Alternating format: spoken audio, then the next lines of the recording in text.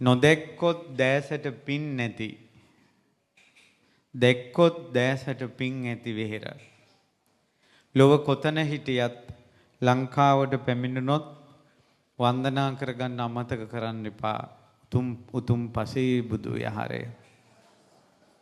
මේ ලක්දෙරණේත් ලෝකේත් මේ මාලබේ පිට්ටුගල බුදු පසේ බුදු අරහන්තක විහාරය තුන් ලෝකෙටම පෙනෙන තැනක් බවට පත් වුණා.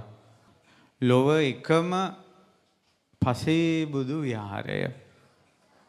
හිමාලයේ ගන්ධමාන පර්වතයේ මංජූසක වෘක්ෂයේ